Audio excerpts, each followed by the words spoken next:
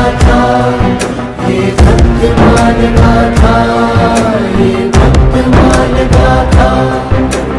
भक्त जनों ने कैसे कैसे अपने प्रभु को पाया, भक्त जनों से कैसे कैसे प्रभु ने खेल रचाया।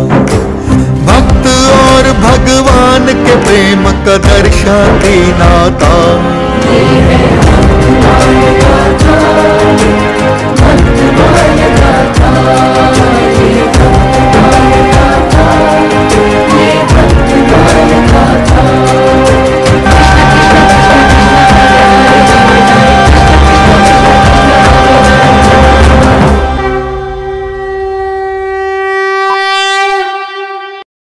ये सब क्या था नियमानंद?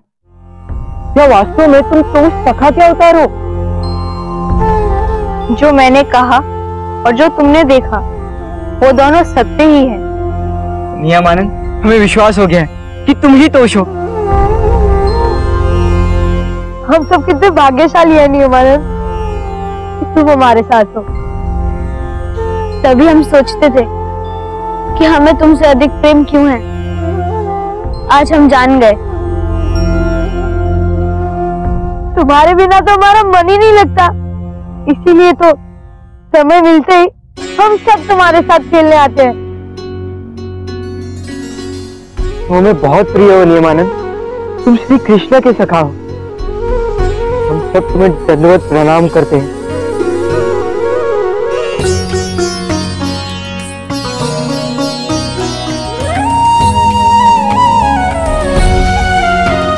मित्रों,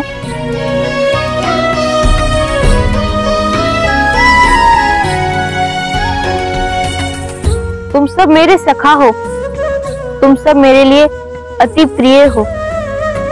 चलो, आश्रम जाने का समय हो गया, चलते हैं। हाँ, चलो चलते हैं।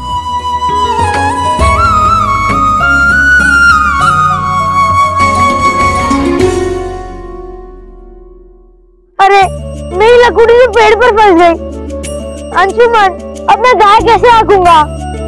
तुमने ऐसा क्यों किया?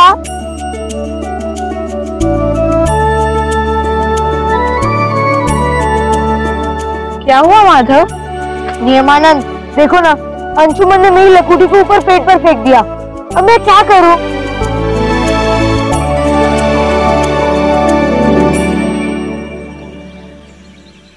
वहां कहाँ है? लकुटी तो तुम्हारे हाथ में है, वो देखो।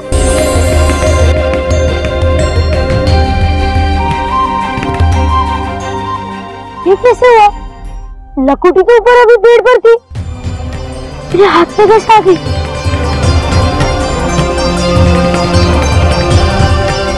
अरे, नियमानंद कहाँ? अभी तो यही था, कहाँ चला गया? नहीं, ये नियमानंद का ही तो चमत्कार नहीं हो सकता है, परंतु फिर भी ढूंढते हैं। हाँ, ढूंढते हैं। नियमानंद, नियमानंद, कहाँ?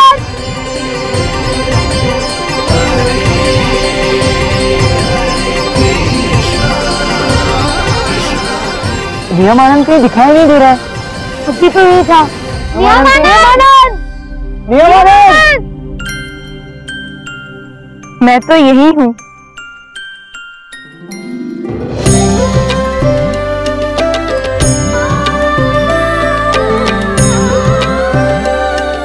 नियमानंद, ये सब क्या था नियमानंद? हम सब तुम्हें समझ के नहीं पा रहे हैं। नियमानंद, जब तुम अदृश्य हो गए थे तब लकुटी मेरे हाथ में आ गई थी, लेकिन अब जब तुम हमारे समक्ष आ गए हो तो लकुटी फिर से अदृश्य हो गई। इसके पीछे क्या रहस्य है?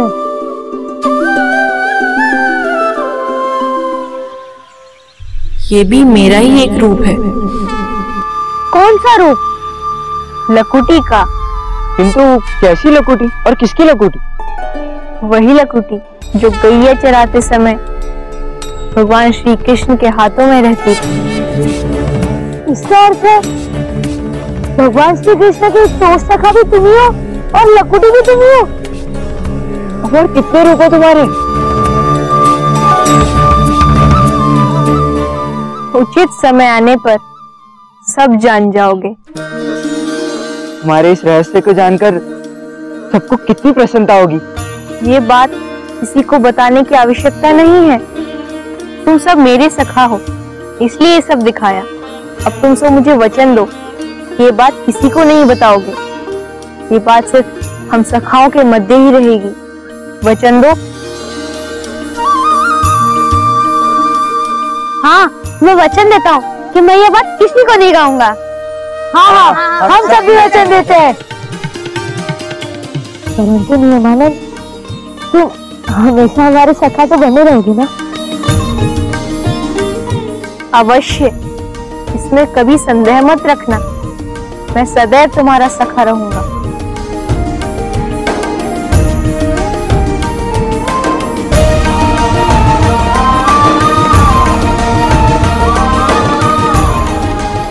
चलो, हम गैया लेकर आश्रम वापस लौटते हैं। चलो।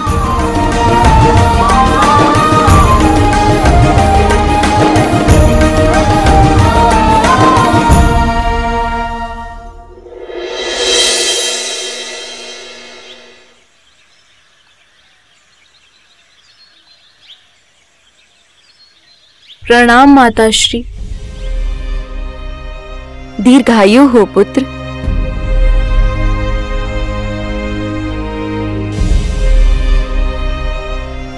क्या हुआ, इतनी उदास क्यों हो? मुझे मेरे गुरुदेव से मिलने की बहुत इच्छा हो रही है माँ। इतने दिनों के पश्चात भी वह मुझे नहीं मिले। दुखी मत हो पुत्र, हम यहाँ तक आए हैं ना, तो वे भी अवश्य मिल जाएंगे।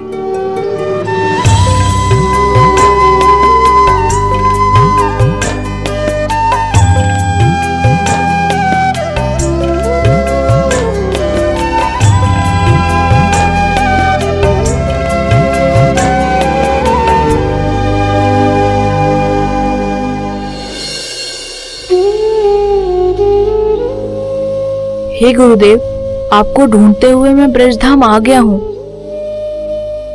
किंतु अब तक कहीं भी मुझे आपके दर्शन नहीं हुए हैं। मैं आपसे मिलने के लिए बहुत व्याकुल हूँ, इसलिए प्रतिदिन नारद कुंड आता हूँ ताकि आपके दर्शन हो जाएं।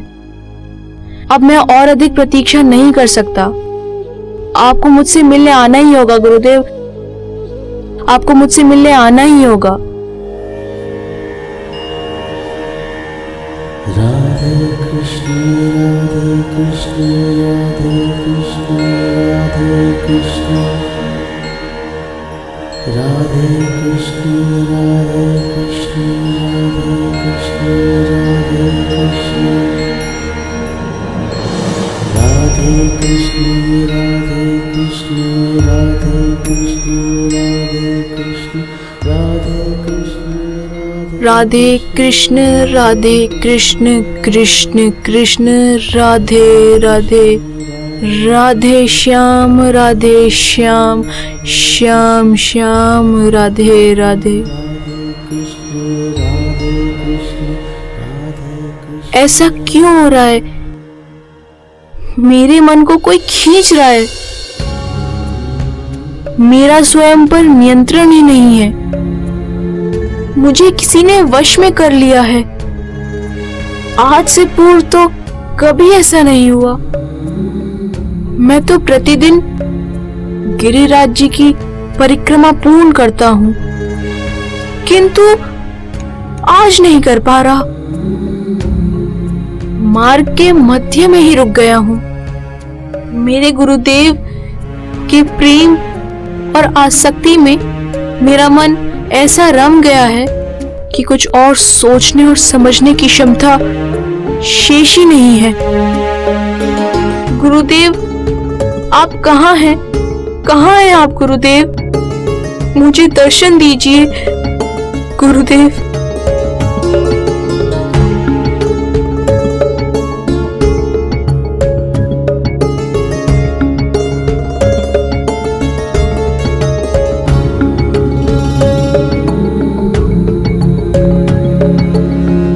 हे प्रभु, आपने धर्म के प्रचार एवं प्रसार हेतु मुझे धरती पे तो भेज दिया, किंतु आपने ये भी कहा था कि देव ऋषि नारद मुझे गुरुदेव के रूप में मिलेंगे और मुझे दीक्षा देंगे ताकि मैं लोगों में भक्ति भावना जागृत कर सकूं।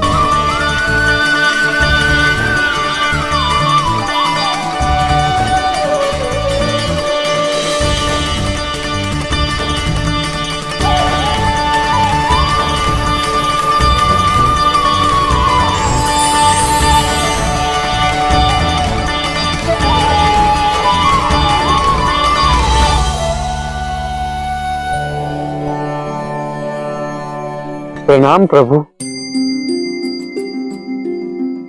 आदेश कीजिए प्रभु। सुदर्शन महाबाहो कोटि सूर्य समप्रभ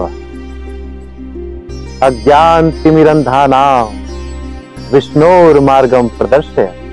हे विशाल भुजा वाले, कोटि सूर्य के समान कांति वाले सुदर्शन चक्र राज, अब आप भूतल पर अवतार धारण कर ज्ञान रूपी अंधकार से ग्रसित कलयुगी मनुष्यों को अनादि वेद प्रतिपादित सनातन वैष्णव धर्म पथ का ज्ञान कराइए। जो आज्ञा प्रभु। आपको धरती पर गोदावरी तट पर स्थित अरुणाश्रम जाना है। वहां आपको अरुण ऋषि और जयंती के पुत्र बनकर जन्म लेना, किंतु इस बार आपको शस्त्र के रूप में नहीं वरन शास्त्र से दुष्टों को पराजित करना होगा।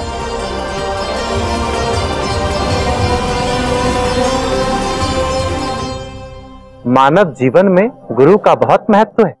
एक निश्चित समय आने पर नारद को आपको गुरु बनाना होगा और उनसे दीक्षा प्राप्त करनी होगी। ये सभी कार्य मेरे द्वारा ही प्रतिपादित होंगे। मृत्यु लोक में आपको एक विशेष कार्य करना है। आप वैष्णव संप्रदाय तथा उसके नियमों का प्रचार प्रसार करेंगे। आपके द्वारा स्थापित वैष्णव पंथ आपके नाम अर्थात निम्बार्क संप्रदाय के नाम से विख्यात होगा। मेरी कृपा से एक निश्चित समय आने पर देवर्षि नारद आपको गुरु के रूप में मिलेंगे और वैष्णव धर्म की दीक्षा देंगे। तत्पश्चात आप धरती के लोगों को वैष्णव धर्म के वैदिक सत्य सनातन पथ की शिक्षा देंगे। ब्रह्मदेव के आशीर्वाद से आप निम्बार्काचार्य के नाम से जाने जाएंगे। आपकी ख्याति बढ़ेगी और ये सनकादिक संप्रदाय निम्बार्क संप्रदाय के नाम से प्रचलित होगा। जो भी मनुष्य उस संप्रदाय की परंपरा का निष्ठापूर्वक अनुसरण करेगा उसे मेरी असीम कृपा प्राप्त होगी। जैसी सर्वेश्वर की इच्छा। आपको एक बार पुनः मेरा प्रणाम। कल्याण आपको आपके कार्य में सफलता मिली।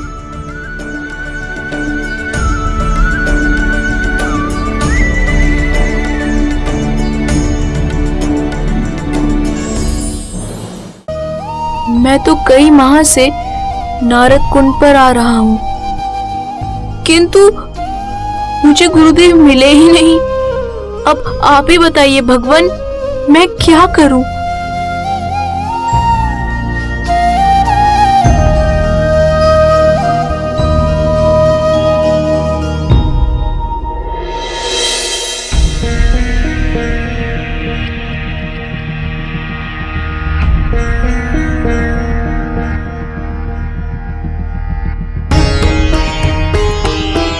क्या हुआ पुत्र?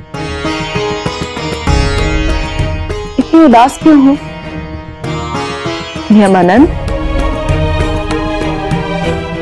मेरे प्रश्न का उत्तर दो।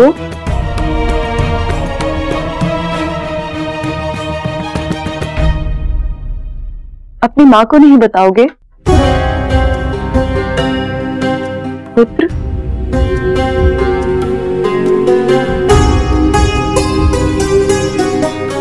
चुप हो जाओ। तुम्हें किस बात का दुख है? यदि तुम चुप नहीं हुए तो मैं भी रोने लगूंगी। बताओ मुझे, अब मुझसे तुम्हारा दुख सहन नहीं हो रहा। मुझे बताओ, मुझे मेरे गुरुदेव नहीं मिले माँ। मेरे गुरुदेव के बिना मेरे जीवन का कोई अस्तित्व ही नहीं। मुझसे अब ये दुख और नहीं सहन हो पा रहा। मैं प्रतिदिन उनकी प्रतीक्षा करता हूँ, किंतु वे नहीं आते। उसके पश्चात रात्रि हो जाती है और अगले दिन भी यही होता है। जब से मेरे स्वप्न में भगवान श्री कृष्ण ने गुरुदेव से मिलने की बात की है, तुम्हारे जन्म स्थान से जाने का समय आ गया है। तुम्हें अपने माता पिता के साथ ब्रजधाम जाना है। वहाँ गोवर्धन के तलहटी में तुम्हें अपना आश्रम बनाना है। गोवर्धन में ही देवर्षि नारद तुम्हें नारद कुंड पर मिलेंगे। उनसे दीक्षा लेकर वैष्णव संप्रदाय का प्रचार प्रसार करो। तब से लेकर अब तक इतने माह बीत गए, तो उन्हें ढूंढ रहा हूं, किंतु ऐसा लग रहा है कि वे मुझसे बहुत दूर है। मुझे कुछ नहीं समझ आ रहा माँ, मैं क्या करूं? मैं क्या करूं माँ?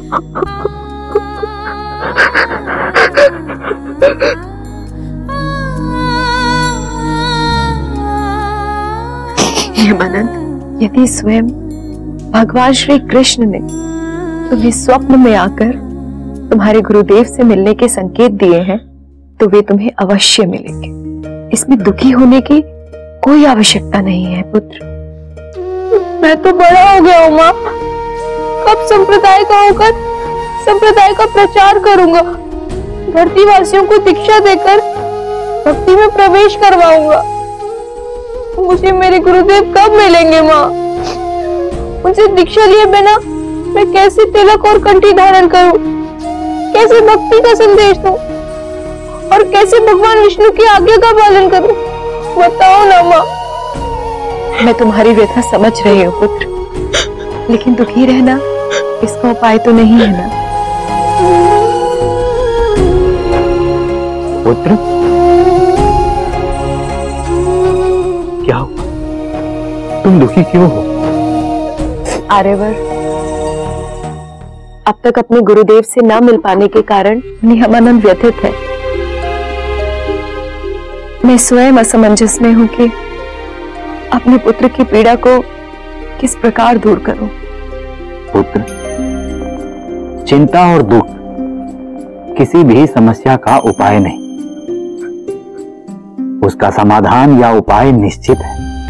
तो आप ही बताइए पिताश्री, मैं अपने गुरुदेव से कैसे मिल सकता हूँ? एकांत में बैठकर सर्वेश्वर से प्रार्थना करो। वे अवश्य तुम्हें तुम्हारे गुरु से मिलवा देंगे। गुरु मिलन आसान नहीं पुत्र, उसके लिए तुम्हें थोड़ी प्रतीक्षा और तप तो अवश्य करना पड़ेगा। जैसी आपकी आज्ञा पिताश्री।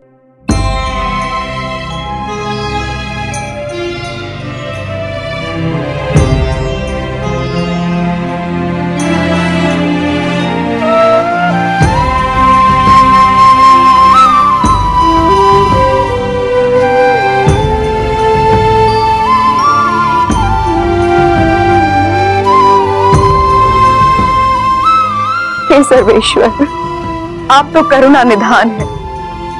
मेरा पुत्र सदैव आपकी भक्ति के मार्ग पर है। उस पर अपनी कृपा बनाए रखे, अपनी कृपा बनाए रखे भगवान। हे देवर्षि, आप तो मेरे भी गुरु, आपने ही हमें दीक्षा प्रदान की। आपकी असीम कृपा से हम नियमानंद के जैसे दिव्य पुत्र के माता पिता बने। अब आप नियमानंद पर भी कृपा करें और उसकी इच्छा पूर्ण करें।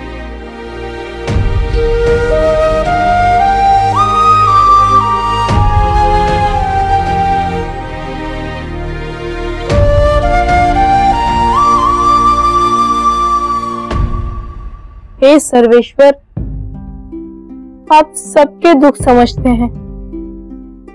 आज मेरी भी व्यथा समझनी होगी, मुझ पर भी अपनी कृपा दृष्टि बनानी ही होगी। मैं अपने गुरुदेव से मिलने के लिए व्याकुल हूँ। मैं अब और अधिक प्रतीक्षा नहीं कर सकता। मेरी पीड़ा का उपाय कीजिए भगवान, मेरी पीड़ा का उपाय कीजिए।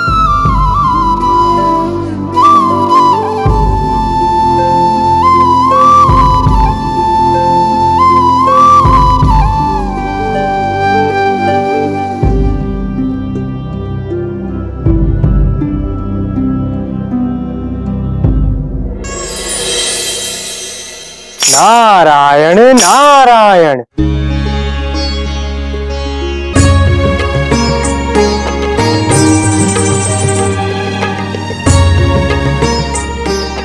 गुरुदेव,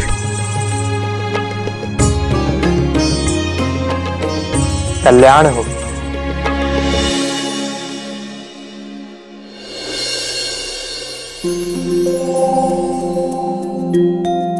पिताश्री, माताश्री, मेरे गुरुदेव आ गए। प्रणाम गुरुदेव। कल्याण हो।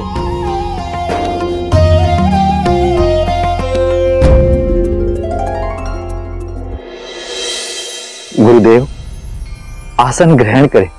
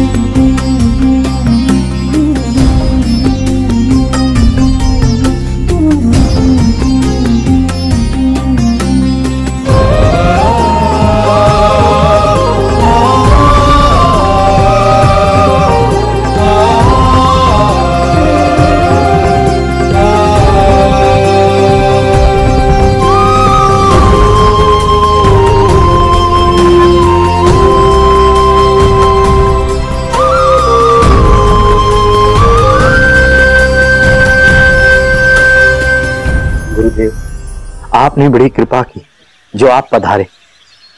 नियमानंद कब से आपकी प्रतीक्षा कर रहा था। नारायण नारायण। ऋषिवर, मैं तो उचित समय की प्रतीक्षा कर रहा था। गुरुदेव, गुरु के बिना तो कुछ भी संभव नहीं। गुरु के बिना हरि मिल भी नहीं सकते। गुरु के मार्गदर्शन के बिना मनुष्य का कल्याण भी संभव नहीं। अतः आपसे विनती है कि आप नियमानंद पर कृपा करें, उसे अपने शिष्य के रूप में स्वीकार करें, उसे वैष्णवी दीक्षा प्रदान करें।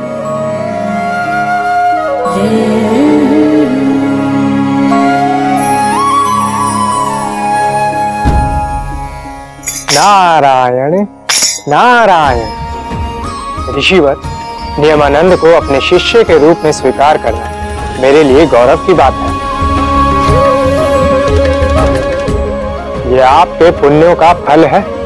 असीम भक्ति है कि आप इस अवतारी बालक के अभिभावक बने और मैं गुरु। ये बालक संपूर्ण संसार में श्री राधा कृष्ण की युगल रूप की भक्ति तथा प्रेम का ऐसा प्रकाश फैलाएगा कि मनुष्य जीवन से समस्त अंधकार मिट जाए। युगों युगों तक मानव जाति नियमानंद का अनुसरण करेगी। ऋषिवर, मैं शीघ्र ही नियमानंद का दीक्षा संस्कार शुरू करूंगा।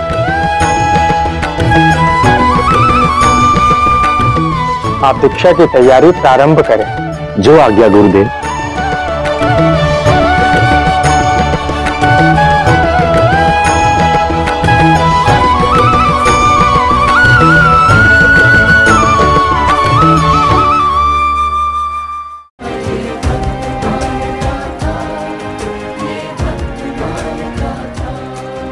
परम कृपालुवे श्री सद्गुरु भगवते नमो नमः। जय श्री राधे, जय श्री कृष्ण।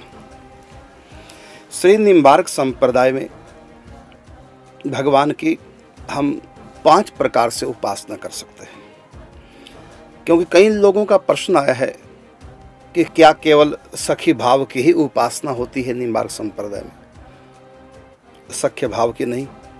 तो इसका उत्तर है कि श्री निम्बार्क संप्रदाय में हर प्रकार की उपासना, ऐश्वर्य की उपासना है, क्योंकि आप सुदर्शन चक्र हैं वैकुंठ में, तो वैकुंठ की उपासना भी है, गोलोक धाम की भी उपासना है, सख्य भाव में भी। देखिए आप स्वयं स्तोक सखा हैं, श्री निम्बार्क भगवान स्तोक सखा के रूप में है, तो सख्य रस की उपासना भी है। और श्री रंगदेवी महारानी तो आप है ही, तो सखी भाव की उपासना भी है। और यहाँ तक कि श्री जी के अंगों में आप नथ रूप से हैं और आभा रूप से हैं, तो ये महाभाव की उपासना भी है। तो निम्बार्क संप्रदाय में किसी भी प्रकार की उपासना साधक कर सकता है, इसलिए यहाँ पर कोई रोक नहीं है कि ऐसा करना है ऐसा नहीं करना, जैसा भी जिसका भाव है।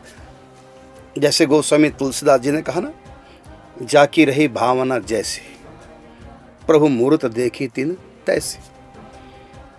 जैसा भी भाव है उसी प्रकार से भगवान में जुड़ जाए। अभी आपने देखा लकुट के रूप में भगवान निम्बार्काचार्य जी अपने एक एक करके रूप दिखा रहे हैं। जो अष्टविध रूप हैं भगवान निम्बार्काचार्य जी के, एक एक करके अपने रूपों को दिखा रहे हैं। तो आप किसी भी भाव की उपासना कर सकते हैं। अब आ गए आप नीमगांव।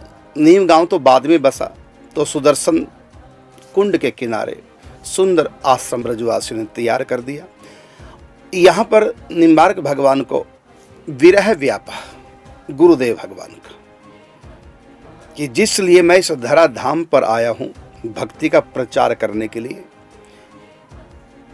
उसकी शुरुआत होगी दीक्षा लेने के बाद। कब मुझको मेरे गुरु मिलेंगे देव ऋषि नारद जी। ऐसे विरह में व्याकुल, गुरु बिन जिया ना जाए, गुरु बिन रहा ना जाए।